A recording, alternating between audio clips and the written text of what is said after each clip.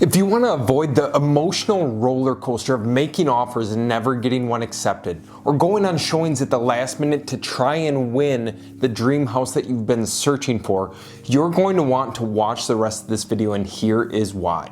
What I'm about to discuss will not only put you leaps and bounds above the competition, but it'll ultimately allow you to get into your dream house faster in the neighborhood you desire with little to no competition that you're going to be going up against. But first, let me introduce myself. My name's Crowley. I'm a real estate investor and realtor in the Oshkosh, Wisconsin area, and I have been for the last 6 years. But I know exactly what you're going through today because I've had clients in your same exact position. They've written 20 offers, had 20 rejection letters. They've been searching for 6 months, 9 months, a year, and still to no luck. They haven't been able to get a property, and they ask themselves, should we just give up or should we try something else? I know the hassle of driving to and from properties, knowing in the back of your mind, am I even going to get this place or what's going to happen? I know the constant anxiety of what am I going to do for myself, for my family in future months to come if we do not get a place? So you've already bid over the list price. It didn't work. You waived the home inspection. That didn't work. You wrote a love letter, but that didn't work as well. And you even possibly waived your appraisal contingency or said you would go above and beyond the appraisal, and still to no luck, you have not yet got a house. And the only thing your realtor keeps saying is, well, we just need to keep trying, you'll eventually get a place. But you don't know how much more rejection you can take, and I totally understand where you're coming from. All we want at the end of the day is to get into the house of our dreams,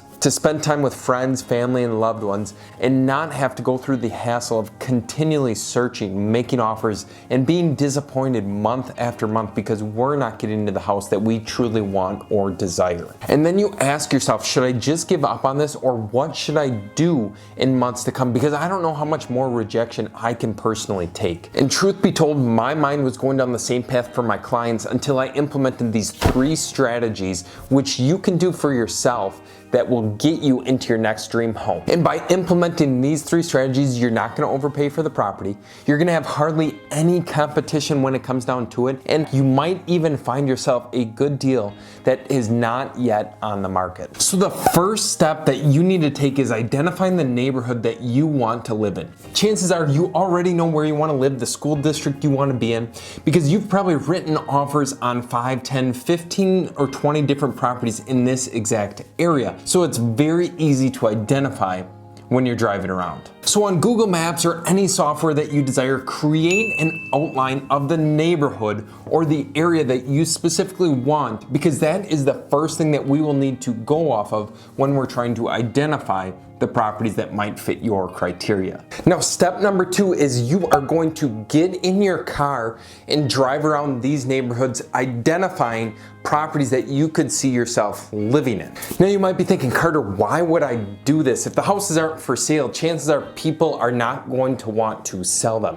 But that could not be further from the truth. Now, using my background in real estate investing, we do what's called driving for dollars, which you can look it up if you want. I'm not going to get into it here, but we identify distressed properties that we then market to see if they would consider an offer on their place. By identifying the neighborhood and then driving the neighborhood, what you're specifically doing is what I like to call list building. You're identifying possible potential properties you could see yourself living in, which will differentiate you from any other house buyers out there. Because the first thing is, no one is willing to put in this work. Ultimately, if you want to find yourself your dream house, these are the steps that you need to take to make sure that you don't overpay for it, that you don't make a bad mistake that you end up regretting 2, 3, 4 years from now.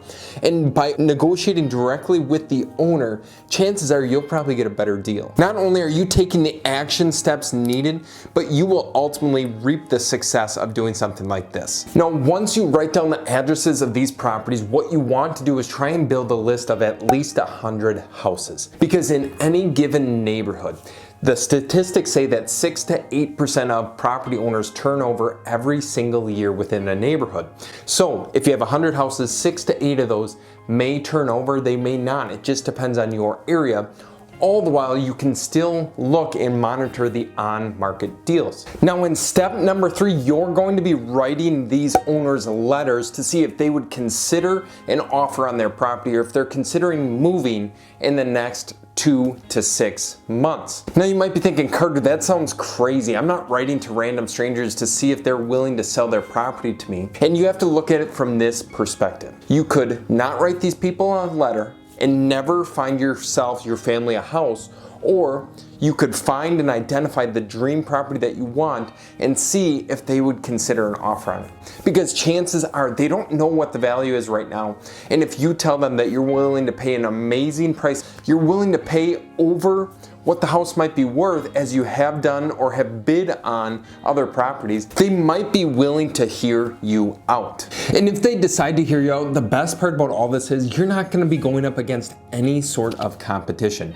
And now, lastly, you might be thinking, well, Carter, do I need a realtor to do this? And the answer is yes, because what you are going to do, you are going to make this proposition to your realtor. You're gonna drive around, you're gonna identify the properties that you could see yourself living in, and then you're going to ask your realtor, Mr. or Mrs. Realtor, can you market to these owners for me, or can you send them a letter on my behalf saying, I have an interested client who's looking for a house in your neighborhood. They're willing to pay a top dollar price and buy it on great terms if there's anyone interested in selling. That's what your realtor should send them a letter stating, or cold call them with that script. And you might be thinking, well, why would my realtor do this for me? Like, what difference would it make to them if I find a house or if I do not find a house? Are they actually even working for me? And the answer is your realtor will do this because, like I mentioned before, statistically speaking, out of every 100 houses, 6 to 8 of those turn over every single year, no matter what. It's like clockwork. So if that's the case, maybe 1 out of those you will actually like. Now, 1 out of those 6 houses means that there's 5 remaining, 5 possible listings,